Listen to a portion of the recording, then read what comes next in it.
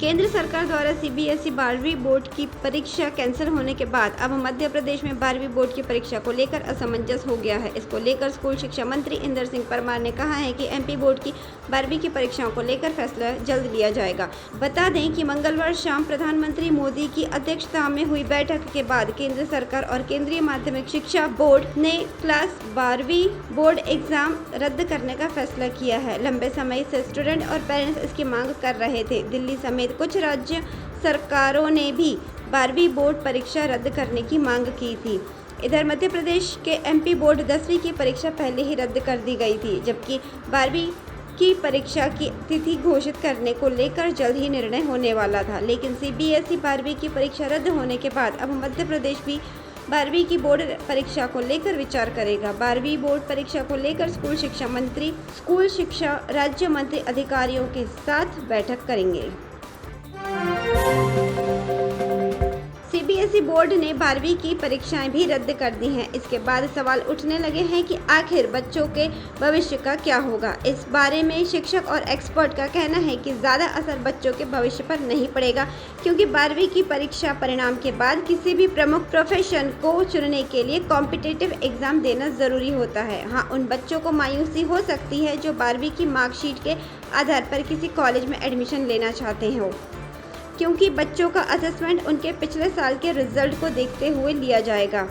हालांकि ऐसे में बच्चों का फोकस अब आने वाली प्रतियोगी परीक्षाओं पर होना चाहिए, जिससे आईआईटी, जेईई मेंस समेत अन्य परीक्षाएं हैं।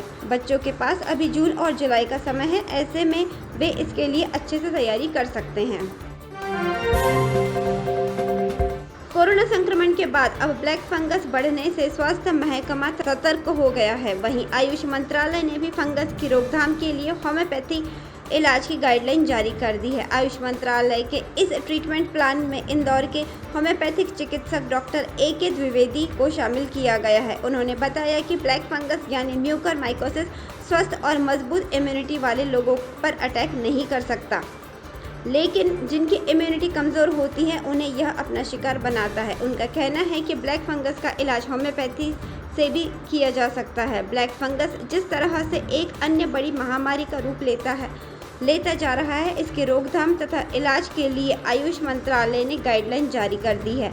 इस बीमारी से जिस प्रकार से मरीज परेशान हो रहे हैं, उन्हें ज़रूरी दवाएं नहीं मिल पा रही हैं। ऐसे में होम्योपैथिक दवाएं काफ़ी कारगर साबित हो सकती हैं। डॉक्टर द्विवेदी ने बताया कि ब्लैक फंगस के साथ साथ साल भर में कोविड के बाद या कोविड के कारण लोगों में कार्डियक अरेस्ट, जॉन्डिस, हाइटिस हार्निया, हेमराइटिस, interstitial lung disease, pulmonary fibrosis, paralysis, ITB, anxiety, depression, पेशाब संबंधी या अन्य कई बीमारियां होने की बात सामने आई है। कोरोना के बाद ब्लैक फंगस के बढ़ते मामलों और इलाज के लिए ज़रूरी एम्फोटेरिसिन बी इंजेक्शन की महामारी के बीच राहत की खबर है। जबलपुर के रेवाक्योर लाइफ साइंसेज दवा कंपनी अब इसके इंजेक्शन बनाएगी। कंपनी को सरकार की तरफ से उत्पादन संबंधी लाइसेंस मिल गया है। इंदौर की मॉडर्न लेबोरेटरी के बाद प्रदेश की यह दूसरी कंपनी है जिसे इसकी अनुमति मिली है। जून तक कंपनी इंजेक्शन बनाने की तैयारी में है। यह कंपनी इंजेक्शन और पाउडर दोनों का उत्पादन करेगी। ब्लैक, व्हाइट, क्रीम सहित अन्य सभी फंगस के होने पर इंजेक्शन की कमी नहीं होगी। प्रदेश सरकार ने कोविड के बाद इसे भी महामारी घोषित की है। जबलपुर में 200 से अधिक मरीज सामने आ चुके हैं। महाकौशल और विंध्य के 18 जिलों से मरीज जबलपुर मेडिकल कॉलेज में इलाज कराने आ रहे हैं। अब तक 7 लोगों की मौत हो चुकी है, तो वहीं 28 इलाज के बाद ठीक होकर घर जा चुके हैं। इस बीमारी के इलाज में सबसे बड़ी बाधा इसके इंजेक्शन की कमी को बताया जा रहा था। सरकारी स्तर पर इसकी खरीदी पर मेडिकल कॉलेज को इंजेक्शन उपलब्ध कराया जा रहा है। प्रदेश के 6 मेडिकल कॉलेज के जूनियर डॉक्टर्स अपनी मांगों को लेकर लगातार तीसरे दिन हड़ताल पर हैं। इस बीच जूनियर डॉक्टर ने सरकार पर हड़ताल वापस लेने का दबाव बनाने के लिए परिवार को प्रताड़ित करने का गंभीर आरोप लगाया है। भोपाल जूनियर डॉक्टर एसोसिएशन के अध्यक्ष डॉक्टर हरीश पाठक ने एक वीडियो जारी कर कहा है कि उनके बूढ़े माता पिता को मंगलवार रात 2 घंटे तक सिंगरौली थाना पुलिस ने प्रताड़ित किया है। उन पर दबाव बनाया गया है कि उनका लड़का अपनी मांगों को वापस ले। साथ ही हड़ताल की गतिविधियों में हिस्सेदारी न करें और अपनी मांगों को वापस लें।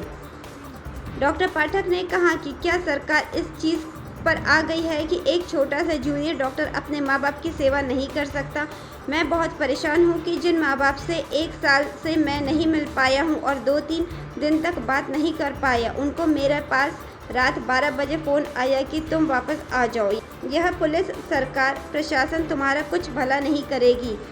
यह तुम्हें छोड़ो, हम प्रताड़ित कर रहे हैं। डॉक्टर पाठक ने कहा कि कोविड में काम करने के लिए यह इनाम मिला है। अब मैं कुछ नहीं करना चाहता। आज हमारी हर एक देशवासी से गुजारिश है कि इस चीज़ को समझे और हमारा इसमें साथ देते हुए हमारी मजबूरी, हमारे काम और हमारे बलिदान की इज्जत करें।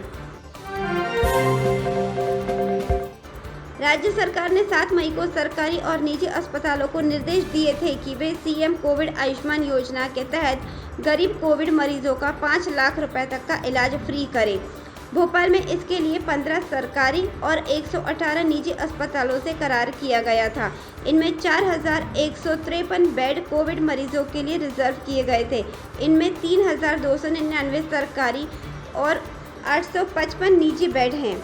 लेकिन योजना के लॉन्च होने के बाद से 25 मई तक आयुष्मान कार्ड वाले सिर्फ 722 कोविड मरीज ही इलाज के लिए भर्ती हुए। शहर में 7,16,340 लोगों के पास आयुष्मान कार्ड है। हैरानी की बात यह है कि 21 मई को निजी अस्पतालों में ऐसे 150 तो सरकारी में 486 मरीज भर्ती थे, लेकिन 25 मई को निजी अस्पतालों में इनकी संख्या 530 और सरकारी में 181 हो गई है, जबकि इन 4 दिन में योजना के तहत सिर्फ 80 कोविड मरीज ही भर्ती हुए हैं। यह खुलासा 7 मई के बाद शहर में आयुष्मान योजना से इलाज कराने वाले मरीजों की रिपोर्ट से हुआ है। मध्य प्रदेश में 1 मार्च 2020 से अब तक 1250 बच्चों के सिर से माता पिता का साया उठ गया है। राज्य सरकार ने ऐसे बच्चों के लिए बनाई मुख्यमंत्री कोविड-19 बाल कल्याण योजना पर सवाल खड़े हो गए हैं, क्योंकि इस योजना का लाभ केवल 1 मार्च 2021 से 30 जून 2021 के बीच मृत अभिभावकों के बच्चों को ही दिया जा रहा है। बाल कल्याण योजना के दायरे में अब तक मात्र 250 बच्चे ही आ पाए हैं। मुख्यमंत्री कोविड-19 बाल कल्याण योजना के तहत प्रदेश में 1 मार्च 2021 से 30 जून के बीच अनाथ हुए हर बच्चे को प्रति माह 5,000 रुपये देना शुरू कर दिया गया है। इसमें शर्त यह है कि या तो इस अवधि में माता पिता दोनों की कोविड से मौत हुई हो या दोनों में से किसी एक की मृत्यु पहले हो चुकी हो और दूसरे की मृत्यु इस अवधि में हुई हो। भले ही यह मौत कोविड से नहीं हुई हो, तो भी ऐसे अनाथ बच्चों को इस योजना में शामिल कर लिया गया है। राज्य सरकार की ओर से ऐसे 180 बच्चों के खातों में 5-5 हज़ार रुपये ट्रांसफ़र कर दिए गए हैं। प्रदेश में इस योजना के लिए अब तक 283 आवेदन सरकार के पास पहुंच चुके हैं। कोरोना के इलाज के लिए defence research and development organisation DRDO की 2DG यानी 2-डिऑक्सी-डी ग्लूकोज दवा अब मध्य प्रदेश में जल्द आने वाली है। DRDO ने इसे डॉक्टर रेड्डी लेबोरेटरी के सहयोग से बनाया है। राज्य सरकार ने दवा का उत्पादन करने वाली निजी फार्म कंपनी को 50,000 यूनिट का ऑर्डर दे दिया है। स्वास्थ्य सचिव आकाश त्रिपाठी ने बताया कि 7 से 10 जून के बीच दवा के 10,000 सेट की पहली खेप आ सकती है। इस बीच केंद्र सरकार ने मोनोक्लोनल एंटीबॉडी कॉकटेल के 500 डोज भी मध्य प्रदेश भेजे हैं। कासिरीवीमैब और इमडेविडीमैब इंजेक्शन का यह कॉकटेल पूर्व अमेरिकी राष्ट्रपति डोनाल्ड ट्रंप को दिया गया था। इससे पहले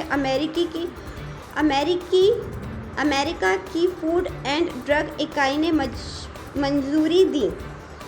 इससे पहले अमेरिका की फूड एंड ड्रग इकाई ने मंजूरी दी, बाद में यूरोप ने। स्वास्थ्य विभाग के अधिकारियों का कहना है कि कोरोना संक्रमित व्यक्ति को शुरुआती 3 से 4 दिनों में दवा की दोनों डोज दी जा सकती है। इससे मरीज गंभीर परिस्थिति में नहीं जाएगा। भाजपा के मैहर विधायक नारायण त्रिपाठी फिर सुर्खियों में हैं। इस बार उन्होंने सीएम शिवराज सिंह चौहान को पत्र लिखकर झोला छाप डॉक्टरों को कोरोना वॉरियर्स का दर्जा देने की मांग की है।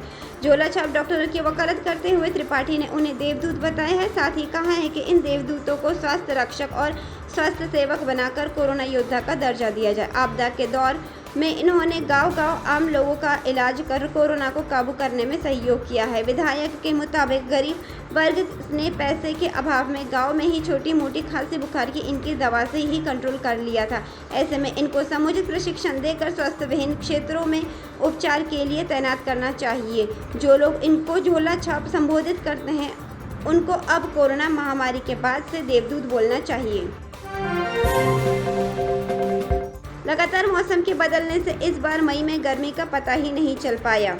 पहले उताउते और फिर यास चक्रवात के कारण पूरे समय बादलों की आवाजाही लगी रही। नौतपा बस अब कुछ ही दिन बचा है। मौसम वैज्ञानिकों का कहना है कि आने वाले दिन भी इसी प्रकार से बीतेंगे। इस बार पूरे मई में पारा 40 डिग्री से ऊपर नहीं जा पाया। अधिकतम तापमान सामान्य से 1 डिग्री कम होकर 48.9 डिग्री रिकॉर्ड किया गया, तो वहीं सामान्य से 1 डिग्री कम होकर 24.8 डिग्री पर पहुंच गया। शाम को अचानक से काले घने बादलों ने डेरा डाला और फिर तेज आंधी के साथ तेज बूंदाबांदी शुरू हो गई। तेज आंधी के कारण कई जगह पर फॉल्ट हुआ तो बिजली चली गई, जिससे शहर का एक हिस्सा पूरी तरह से अंधेरे में डूब गया। करीब 2 घंटे के इंतजार के बाद लाइट आई। शहर के सभी 30 जोन में कहीं न कहीं बिजली सप्लाई बाधित हुई। अरब सागर में बन रहे सिस्टम की वजह से नमी मिलना अभी जारी रहेगी। इसी कारण दिन का तापमान भी काबू में रहेगा। मई महीने में केवल 10 मई को अधिकतम तापमान 40 डिग्री के स्तर पर पहुंच गया था, जो महीने में अधिकतम तापमान का उच्चतम स्तर था। मार्च से लेकर मई तक यानी 3 महीने में गर्मी में भी पारा 40 डिग्री के ऊपर नहीं गया।